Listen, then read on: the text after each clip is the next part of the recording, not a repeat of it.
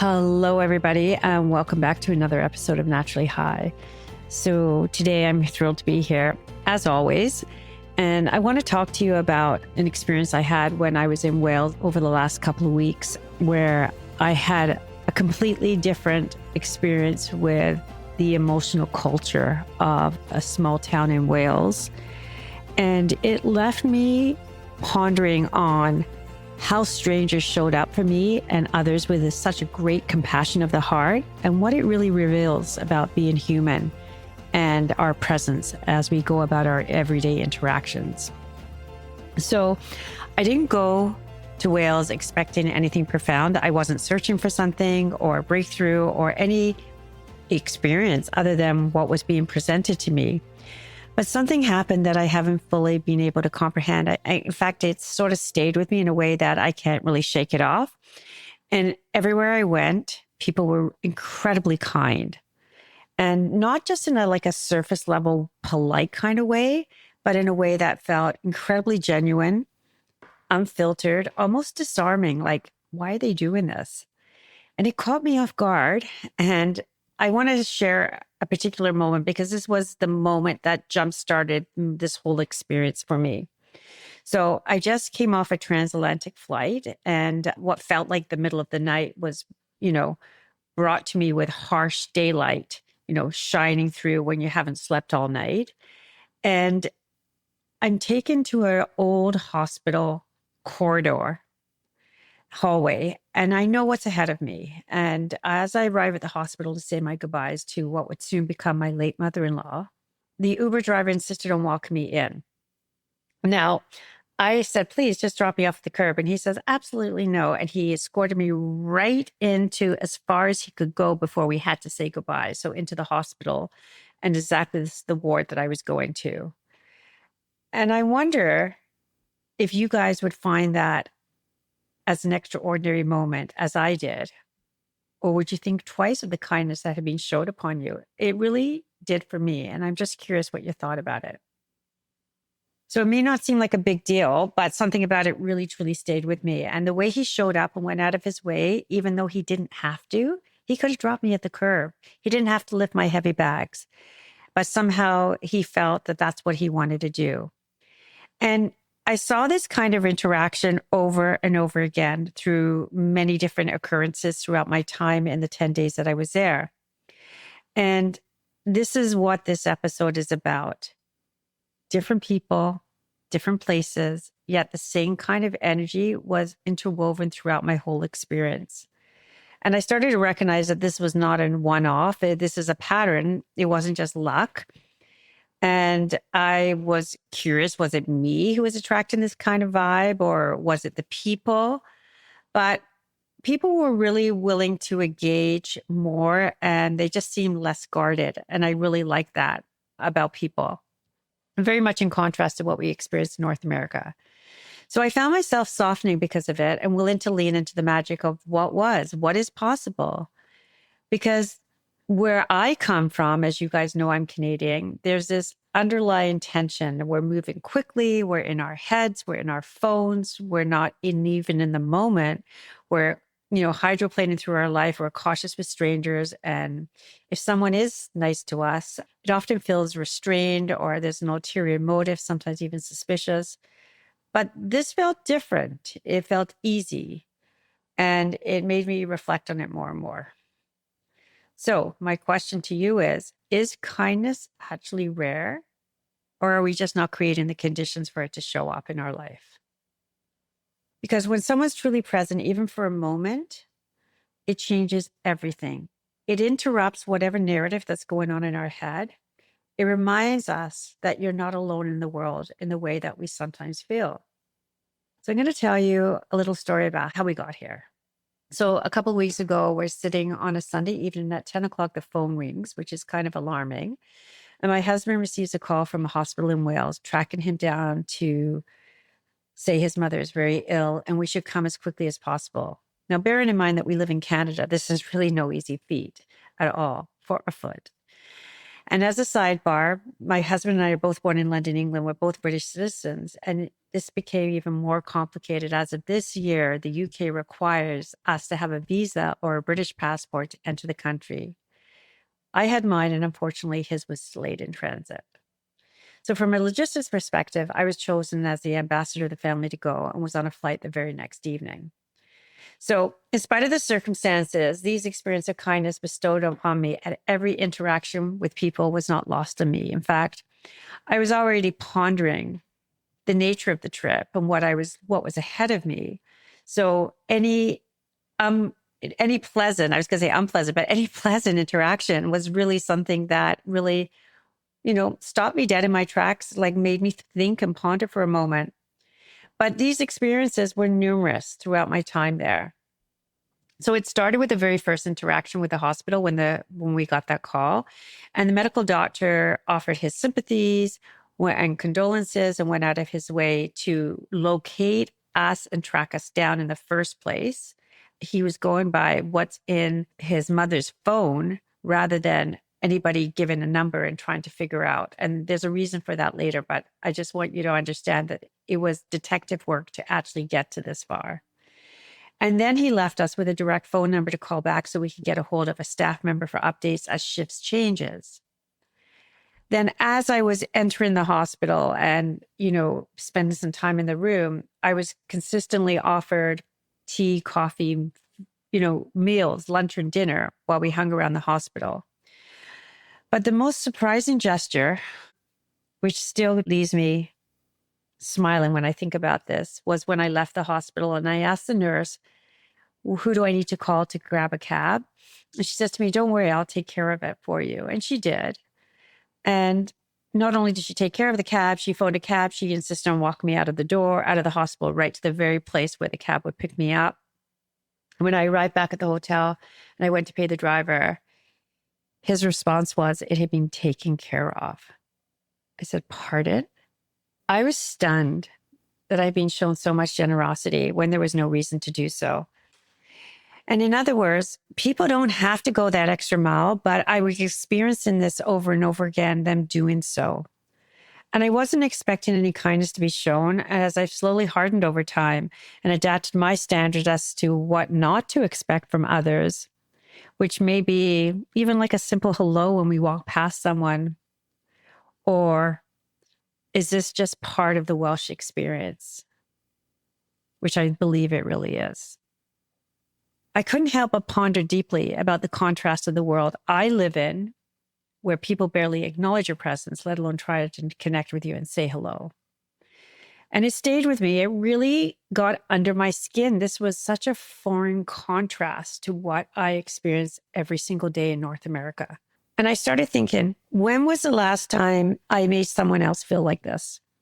Not in a big performative way, but in a quiet everyday moment. When was I going out of my way to do something that could be so powerful for someone else? Maybe a conversation, a kind gesture, eye contact, maybe even some truth. It's very different to perform a kind gesture just because you want to rather than you have to. Being kind for me brings me great inner joy. It aligns with my values. The investment I make in people may be only for a brief moment, whether it's just saying hello with a smile or having a banter or a joke with a stranger or playing it forward in any way. If I can make someone else's life more comfortable or easier, the payoff to me is knowing I've contributed in a positive way to possibly a transformation for someone else. And I can be proud of the person I'm becoming moment to moment to moment. So this continuously happened as time went on. And I wondered why people gave so selflessly. Is it easier to be kind to someone you don't know? Or is it in certain culture and not necessarily others? I really don't know. I think it can be easier to be kinder in smaller communities because we have to rely on the people around us. And this is definitely a smaller community, but it's not isolated by no means. You see, I really can easily recognize this trait in other people because I believe that I carry it myself. I'm basically a kind person and I take great pride in that. And it is easier for me to be kind than not to. I'm an empath, so I naturally don't want to see other people suffering, which is one of the reasons why I do that. I find I'm at my best when I'm in a role of service, and because it feels good, and especially even more so when I can ease someone's suffering in great need. And I was actually overly complimented for how I was handling the crisis. But firstly, crisis is no stranger to me, but that's not the point. So I was in my zone of comfort. But as I've healed and grown, I was consciously aware of how much I was giving. So I don't undermine myself. It's kind of like that oxygen analogy, like you got to put your own oxygen mask on first. Otherwise, we can deplete ourselves and we're absolutely no good to anybody at that moment. So, in the last few years, I think all of us have become accustomed to a world that most of us no longer recognize anymore, where values such as justice, truth, civility to one another has been placed with lack of credibility, evil, misinformation, and self indulgence. I think that is the currency today. And it is no wonder this unexpected civility to me stopped me dead in the tracks. It's a completely foreign contrast to what I experience on a day-to-day basis. I do think innately people are good people. However, many of us have lost their way. And it becomes difficult to think the best of people when we're being shown differently all the time. And maybe what I experienced in Wales wasn't something unique to Wales. Maybe it's everywhere. Are we starving for kindness? I think so. It seems to be a national treasure that's being lost in our modern day life. Think about every moment. When was the last time a stranger surprised you? Regardless of your answer, it may be time to pay it forward. What small action can you take to either initiate or receive kindness today? Or maybe just even be a witness to kindness? That would have an impact too. But what if we could recreate this experience in any way, even in our own communities, where people can feel safe, supported, and experience the benefit of being witnessed? How powerful would that be? It will require us to do something different. It would require us to slow down. I always say slow down to go fast, to slow down, to be more open, and to risk a little bit, maybe even show some vulnerability with people we don't know. And that's not always easy. It goes against of how we've been conditioned to move through this world, think from the neck up and disconnect from the body down. I know it took me so far for so many years, but eventually I could not outpace myself anymore, which is one of the reasons I succumbed to doing this work, to doing the emotional healing. And the emotional healing for me was not an intellectual pursuit, it was an embodied pursuit. And so it got me thinking, is it enough just to witness something and have gratitude for it? Or is there a call to more here? When we know more, we do more. Do you feel as inspired as me by what I'm sharing? I believe we live in a world where kindness is universal, but it's truly underexpressed. What allows some people to be generous with strangers, knowing that they're enough and have enough, or others just miss the boat completely? I know it reminds me of the 12-step principle that, when it comes to service work, we're asked to help others and serve others. It's like your insurance against your recovery. You have to be of service in order to protect what was freely given to you. And sometimes we have to love others before they can love themselves. And I think that's the same when it comes to kindness and compassion. Maybe there has to be ambassadors of kindness and compassion who show the way for others to follow. So I feel like if it's playing with my mind in a way that's making me think about it constantly, there must be something more here. I don't want to move through life half closed anymore. I don't want to assume distance when connection is available. And I think it's not just connection. I think it's a belonging, that we know we belong. Loneliness is pervasive. It is something I personally have suffered from. And you're saying, okay, well, why would you suffer? You're loved. You have a family. You have all the things. Yes, I do. But it doesn't matter what we have. It matters how we feel. And loneliness really causes us to disconnect from ourselves. And I want to be able to take risks of vulnerability connection and compassion, not just for myself, but for others as well. I want them to be able to help access that for themselves. Because when they can do that for themselves, they can do it for others. And there's a ripple effect that happens here when that happens. So I've been sitting with this question: what would it look like to bring the same energy into my everyday life? Not all the time, not perfectly, but intentionally. Because if a stranger in a place I've never been before could make me feel this way, then what could we do for others if we were to do random acts of kindness to people that we know and don't know? Think about it. I want to share something I've been experimenting with, and I'm going to start really, really small because I'm mindful about where I want to put my energy and going with my work. So after working with hundreds, probably thousands of people, I've noticed really how lonely and disconnected people feel, and there's a lack of belonging. I think the lack of belonging comes from feeling misunderstood.